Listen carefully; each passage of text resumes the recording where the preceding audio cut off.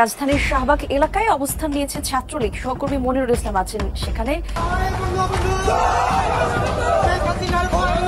দর্শক দেখতে পাচ্ছেন ছাত্রলীগ, আওয়ামী লীগ, যুবলীগ তারা কিন্তু ভয়ঙ্কর রূপে শাহবাগে অবস্থান নিয়েছে এবং তুলপাড় পরিস্থিতি করছে। এদিকে আজ সন্ধ্যার পর ছাত্রলীগ, আওয়ামী লীগ, যুবলীগ একসাথে মাঠে নামে। দেশের প্রতিটা জনগণ আতঙ্কে আছে শেখ হাসিনার নতুন পরিকল্পনায়। গত 2 মাস আগেও যে সকল এনসিপির টোকাই নেতাদের এত বাঘের গর্জন ছিল, তারা আস্তে করে চুপসে গিয়েছে কেন? কোথায় গিয়েছে এই ডারবিন আসিফ? সেনা বলেছিল সেনাবাহিনীর মাথার কোনো ঘিলু নেই। অপেক্ষা করুন, খুব শিগগিরই মানুষের প্রত্যাশা পূরণ হবে। হঠাৎ উচ্ছ্বাসে মেতে ওঠে সন্ত্রাস, নৈরাজ্য, লুটপাট। হাসিনাহীন বাংলাদেশ মানে বিএনপির কাছে খোলা মাঠ। অন্তর্বর্তী সরকারের তত্ত্বাবধানে নির্বাচন আর হয়তো কয়েক মাসের মধ্যে, আর সেই ভোটে বিএনপি ক্ষমতায় আসা প্রায় নিশ্চিত। তার আগে দলের ছাত্র সংগঠন ছাত্র দলের ভূমিদশ হই হই কাণ্ড, রই রই ব্যাপার। আগামী 10 বছর যদি এমনি চলে, বস মানতে বাধ্য হবে। একটা শিকারী পাখি আকাশে উড়ে সা করে ছোবল দেয়, পো করে উপরে নিয়ে থাপাস করে কিন্তু আসার মাইরা শেষ করে দেয়। উনার যে সাহস, উনার যে কি বলে যে লেভেল অফ পাওয়ার, আমি খুবই আশ্চর্য হই যে ইয়েস, এটাই তো হওয়া উচিত। আমরা বোধহয় রাজপথের পর্ব শেষ করেছি। এখন দেশের মানুষের হাতে তাদের মালিকানা ফিরিয়ে দেওয়ার সময় আসছে এবং আমাদের প্রত্যেকটি দলের বিভিন্ন চিন্তা থাকবে। অবশেষে মনে হয় বিএনপির ভারপ্রাপ্ত চেয়ারম্যান তারেক রহমান দেশে ফিরছেন। তার দেশে ফেরার দৃশ্যমান কর্মকাণ্ড এবার বোধহয় চোখে পড়ল। কবে নাগাদ দেশে ফিরছেন? একদিকে তারেক রহমানের দেশে আসা নিয়ে কথা হচ্ছে, অন্যদিকে আজ সন্ধ্যার পর আওয়ামী লীগ, ছাত্রলীগ, যুবলীগ একসাথে শাহবাগে ঝাঁপিয়ে পড়ে কঠিন একটা পরিকল্পনা করে তারা রাজপথে নামে। দর্শক শ্রোতা, আপনারা জানেন দেশের বর্তমান রাজনৈতিক প্রেক্ষাপট নতুন মোড় নিচ্ছে এবং সবাই প্রতিনিয়ত অনেক গোপনে থেকে পরিকল্পনা করে সেই পরিকল্পনাগুলো তারা বাস্তবে রূপান্তর করার জন্য রাজপথে তাণ্ডব করে। আপনারা সম্পূর্ণ ভিডিও দেখবেন এই মুহূর্তে ঢাকা শাহবাগে কি হচ্ছে এবং এই বিষয়গুলো কেন্দ্র করে আমাদের কাছে অনেক ফুটেজ আছে, সেই সব কিছু আপনাদেরকে এই একটি ভিডিওর মাধ্যমে ধারাবাহিক দেখাবো। আসুন দর্শক শ্রোতা, আমরা কথা বাড়াচ্ছি না, আমরা সরাসরি ভিডিওর মূল আলোচনায় চলে যাচ্ছি। গত 2 মাস আগেও যে সকল এনসিপির টোকাই নেতাদের এত বাঘের গর্জন ছিল, তারা আস্তে করে চুপসে গিয়েছে কেন? কোথায় গিয়েছে এই ডারবিন আসিফ? সেনা বলেছিল সেনাবাহিনীর মাথার কোনো ঘিলু নেই। সেনাবাহিনী কিন্তু তাকে সাথে সাথে জবাব দেয়নি। সেনাবাহিনীর প্রধান জাস্ট একটি বক্তব্য দিয়েছিল যে তারা বড় হলে বুঝতে পারবে, কিন্তু ভিতরগত যা খেলা সেনাবাহিনীর প্রধান খেলে দিয়েছে।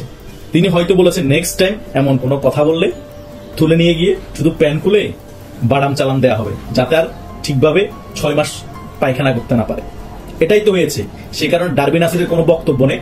ডারবিন আসিফ একেবারে চুপ হয়ে গিয়েছে। সার্ভিস আলম হঠাৎ মিডিয়াতে এসে কিছুদিন একটা বক্তব্য দেওয়ার চেষ্টা করছিল বাঘের গর্জন দিয়ে, সেটাও চুপসে গিয়েছে। এখন আবার হাসনাত আব্দুল্লাহ গর্ত থেকে বাইরে হয়ে বিভিন্ন বক্তব্য দেওয়ার চেষ্টা করছে। আওয়ামী লীগকে কোনো রকমের নির্বাচন আসতে দেওয়া হবে না। আওয়ামী লীগকে যারা নির্বাচন আসার জন্য সহযোগিতা করবে তাদেরকে প্রতিরোধ করা হবে। আগে গণপরিষদ নির্বাচন, তারপরে জাতীয় নির্বাচন। আওয়ামী লীগের মিছিলের সারি এখন আস্তে আস্তে করে বড় হচ্ছে। আওয়ামী লীগকে এখনই প্রতিহত করতে হবে। বাংলাদেশ থেকে আওয়ামী লীগের রাজনীতি নিশ্চিহ্ন করে দিতে হবে। আওয়ামী লীগের কবর রচনা করতে হবে। আরে বেটা, তুই হচ্ছে যে চুনুপুটি। তুই চুনুপুটি হয়ে আওয়ামী লীগের কবর রচনা করবি? তুই চুনুপুটি হয়ে বাংলাদেশ থেকে আওয়ামী লীগের রাজনীতি নিশ্চিহ্ন করবি? তুই নিশ্চিহ্ন হয়ে যাবি, তোর 14 গোষ্ঠী নিশ্চিহ্ন হয়ে যাবে। আওয়ামী লীগের কোনো কর্মীও নিশ্চিহ্ন হবে না, আওয়ামী লীগের রাজনীতিও নিশ্চিহ্ন হবে না। তোদের এনসিপির টোকাই নেতা যেগুলো ভাগের গর্জন দিয়েছে না, সেগুলো কিছুদিন পর চুপসে যায়। তুইও চুপসে যাবি। গর্তের ভিতর ঢুকস, একটু যখন পিক আপ পাস আবার গর্ত থেকে বাইরে বিভিন্ন বক্তব্য দেস। বাঙালিরা একটা কথা বলে যে ঝড়ে বগ মরে, হুজুরের কেরামতি বাড়ে। কিভাবে ঝড়ে শেখ হাসিনার পতন হয়ে গিয়েছে, তোরা এখন সকল ক্রেডিট নিয়ে জাতীয় নেতা হয়ে গিয়েছস। এমন ভাব ভঙ্গি দেখাস তোরা একলাই শেখ হাসিনাকে ফেলে দিয়েছস। আওয়ামী লীগের কোনো দাম নাই, বিএনপির কোনো দাম নাই, মুক্তিযুদ্ধের বেল নেই, শেখ হাসিনার দাম ছিল না কোনো 2 টাকা, শেখ মুজিবের কোনো বেল নেই, জিয়া রহমান কে আবার? এমন ভাব ভঙ্গি দেখাস। তোরা কি বেটা? তোদের ব্যাকগ্রাউন্ড কি? ব্যাকগ্রাউন্ড দিয়ে কিছু হয় না। তোদের কথাবার্তা চালচলন দেখে তো মনে হয় তোরা আহামরি কোনো ভালো ব্যাকগ্রাউন্ড থেকে এসেছস। ব্যবহারে বংশের পরিচয়। তুই ভালো পড়ালেখা হও, যত শিক্ষিত, ঢাকা ভার্সিটির স্টুডেন্ট, তোদের ব্যবহার ঠিক নেই, তোদের কথাবার্তা ঠিক নেই, তোদের আচার আচরণ উগ্রতা দিকে যাই। তোরা আচার আচরণ কর জঙ্গিদের মতো। তো তোদের পড়ালেখা দিয়ে কি করবো বেটা? ব্যবহার ঠিক না থাকলে তোর বংশ ঠিক নেই, এটাই তো বাস্তবতা, তাই না? সেজন্য রুমিন ফারহানা তোদেরকে টোকাই বলে সম্বোধন করে, বাংলাদেশের সকল মানুষ টোকাই বলে সম্বোধন করে তোদের আচার আচরণের জন্য। কিন্তু তোরা ঢাকা ভার্সিটির যে স্টুডেন্ট, তোদের আচার আচরণে সেটা লক্ষ্য করা যায় না, জঙ্গির মতো মনোভাব দেখাস। তোরা মনে করস তোরা বাংলাদেশের সর্বসর্বা, তোদের কথা মতো বাংলাদেশ চলবে, তোদের কথা মতো বাংলাদেশ উঠবে, তোদের কথা মতো বাংলাদেশ বসবে, তোদের কথা মতো প্রধানমন্ত্রী হবে, তোদের কথা মতো এমপি হবে। মুই কেড়ে হুনুরে এমন এক ভাবসা, কথা বুঝোস নাই? বাংলাদেশ আওয়ামী লীগ হচ্ছে বাংলাদেশের রাজনীতির হিমালয় পর্বত। বাংলাদেশ আওয়ামী লীগকে কেউ ধাক্কা দিয়ে সরাতে পারবে না, কথা বুঝোস নাই? তোদেরকে বেড়া ধাক্কা দেওয়া লাগবে না, তোদেরকে প্রস্তাব করে দিলে তোরা বেড়া ডুবে মরে যাবি। বাংলাদেশ আওয়ামী লীগের কর্মীরা যদি সারি করে দাঁড়িয়ে প্রস্তাব করে দেয় তোরা ডুবে যাবি। আর তোরা আসস বাংলাদেশ আওয়ামী লীগকে নিশ্চিহ্ন করা নিয়ে, তোরা আসস বাংলাদেশ আওয়ামী লীগের কবর রচনা করা নিয়ে। বেটা তোদের কবর রচনা কত আগে হয়ে গিয়েছে, জাস্ট দাফন করা বাকি। তোরা সেই চিন্তা করতেছিস না, তোরা আসছিস বাংলাদেশ আওয়ামী লীগের কবর রচনা নিয়ে। এসব ফালতু চিন্তা বাদ দিয়ে কিভাবে ফ্যামিলিকে সেভ করে বিদেশ পালিয়ে যাবে সে চিন্তা কর। সেই কারণেই তো বিদেশে উড়াল দিচ্ছিস অনেকে, জাপানে গিয়ে কেউ ফ্ল্যাট দেখতেছে, চীনে গিয়ে কিভাবে সেটেল হবে ওগুলো দেখতেছে, কেউ আরব কান্ট্রিতে গিয়ে ব্যবসা বাণিজ্য সেটেল করতেছে, মানে নির্বাচনের পর পরে কিভাবে সেভ এক্সিট নিয়ে বিদেশ পালিয়ে যাবে। তোরা তো এত বড় রাজনৈতিক দল, তোদের রাজনৈতিক দল এখন নিবন্ধন পায়নি কেন? তোরা বাংলাদেশের যে কোনো অঞ্চলে গিয়ে মেম্বার ইলেকশন গুলো তোদের জামানত থাকবে, তোদের ঘরের মানুষ যারা আছে তারাও তো তোদেরকে ভোট দিবে না অনেকে। এটাই তো বাস্তবতা। তোরা মিডিয়ার সামনে এসে এমন ভাবে বক্তব্য দেস, এমন ভাবে কথা বলস, মনে হয় যে আমি এটা বলেছি এটাই দেখ, আমি এটা বলেছি এটাই আগামীতে ঘটবে। তোরা কিসের নীতি নির্ধারক? 1990 সালে গণঅভ্যুত্থান এরশাদের বিরুদ্ধে করেছিল আওয়ামী লীগ, বিএনপি আর সাধারণ জনগণ একত্রিত হয়ে। যারা নেতৃত্ব দিয়েছিল তারা কোথায়? কেউ পড়ালেখাতে বিজি হয়ে গিয়েছে, কেউ বিদেশে সেটেল হয়ে গিয়েছে। আওয়ামী লীগ বিএনপির সাথে যারা যুক্ত রাজনীতি করেছে তারা হয়তো কিছু ভালো জায়গায় আছে, তারা তো ক্ষমতা লোভী হয়নি। আর তোরা একটা কি গণঅভ্যুত্থান করেছস তোদের নেতৃত্বে নাকি কি নাকি জল্পনার অবসান ঘটিয়ে সেনাপ্রধান মিস্টার ওয়াকারুজ্জামান পিছু হটলেন, হার মানলেন, পরাজিত হলেন, ইউনূসের কাছে বশ্যতা স্বীকার করলেন। একটা বিরাট ঘটনা ঘটে গেছে দর্শক। ডাকসুর ফলাফল সেনাপ্রধানকে বদলে দিয়েছে, সেনাপ্রধানের স্ট্যান্স পরিবর্তন করে দিয়েছে, সেনাপ্রধানকে পিছু হটতে বাধ্য করেছে টু সাম এক্সটেন্ট। যদিও এই ধরনের প্লেয়ারদের বাস্তবতা বোঝা কঠিন, অনেক সময় হাইবারনেশনে থাকেন, অনেক সময় ডিসগাইজ থাকেন, অনেক সময় পিছু হটার ভান ধরেন, কিন্তু যে কোনো সময় আবার ষড়যন্ত্র শুরু করে দিতে পারে। আমরা ওয়াচডগের ভূমিকা পালন করবো। তবে আপাতত একটা অসাধারণ ঘটনা ঘটে গেছে যে সেনাপ্রধান পিছু হটেছেন। বিশেষ করে ডাকসুর যে ফলাফল, এটা দেখেছেন যে তরুণ প্রজন্মের সাথে প্রতারণা করতে গেলে ক্যান্টনমেন্টের চামড়া থাকবে না, আমার ট্যাঙ্কের রঙও থাকবে না, সব উঠিয়ে নিয়ে যাবে। তো সেনাপ্রধান কিছুটা নড়ে চড়ে বসেছেন, বোঝা যায়। দর্শক কি সেটা? এটা বুঝতে হলে আগে আপনাদের অবগতির জন্য জানাচ্ছি যে সেনাপ্রধান ভার্সেস ওয়াকার সবচেয়ে বড় কনফ্লিক্ট জায়গা, দ্বন্দ্বের জায়গা কি ছিল আপনি কি জানেন?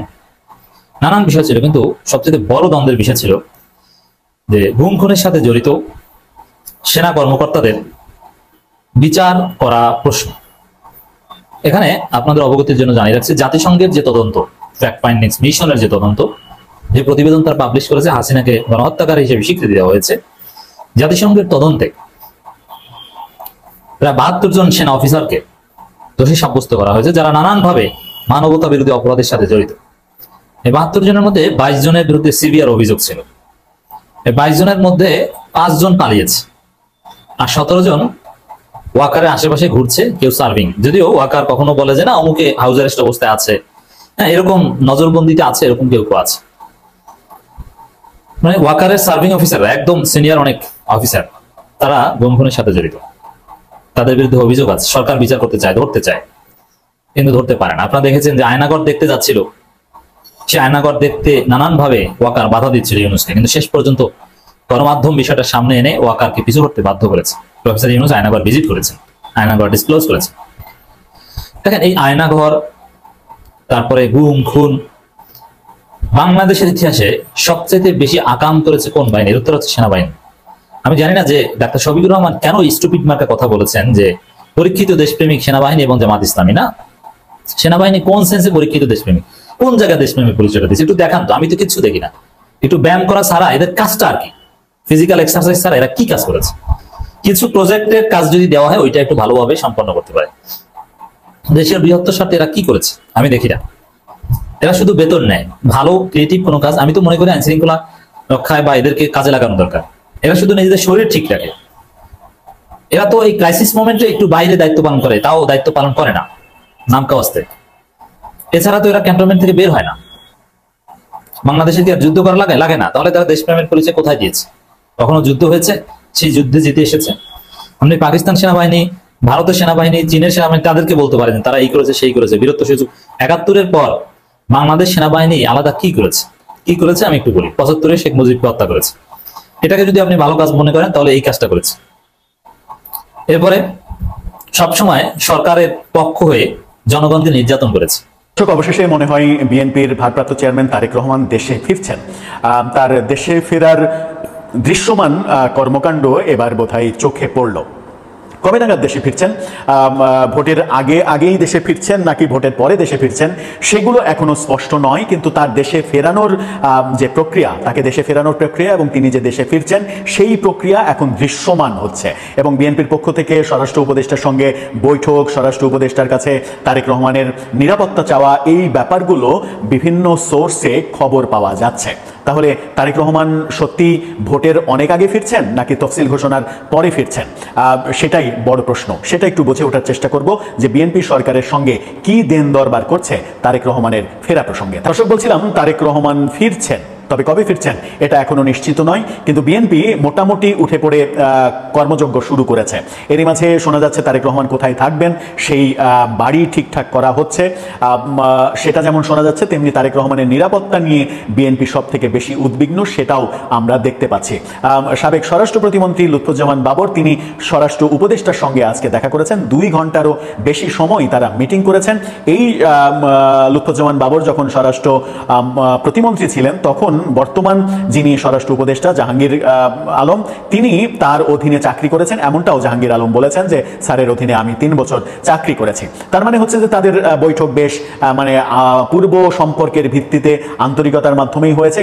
যুগান্তর এই ব্যাপারে যে খবরটা করেছে তার শিরোনামটা আপনারা দেখে নিতে পারেন। সেখানে বলা হচ্ছে স্বরাষ্ট্র উপদেষ্টার সঙ্গে লুৎফুজ্জামান বাবরের বৈঠক, তারেক রহমানের সার্বক্ষণিক নিরাপত্তা নিয়ে আলোচনা। তার মানে তারেক রহমানের সার্বিক নিরাপত্তা, সার্বক্ষণিক নিরাপত্তা, সেই নিরাপত্তাটা কি এসএসএফ নিরাপত্তা নাকি পুলিশি নিরাপত্তা, সেটা অবশ্য একটা প্রশ্ন সাপেক্ষ ব্যাপার। কিন্তু তার চেয়েতেও বড় কথা হচ্ছে যে তারেক রহমানের নিরাপত্তা নিয়ে বিএনপি উদ্বিগ্ন কেন, তারেক রহমানের নিরাপত্তার শঙ্কা কি রয়েছে এবং সেই নিরাপত্তা শঙ্কা কি আওয়ামী লীগের মধ্যে দেখছে বিএনপি।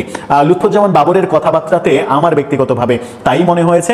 তারা মনে করছে যে তারেক রহমানের নিরাপত্তার ক্ষেত্রে আওয়ামী লীগ ইস্যুটা তারা বড় করছে, অর্থাৎ আওয়ামী লীগই তারেক রহমানের নিরাপত্তার জন্য ঝুঁকি মনে করছে।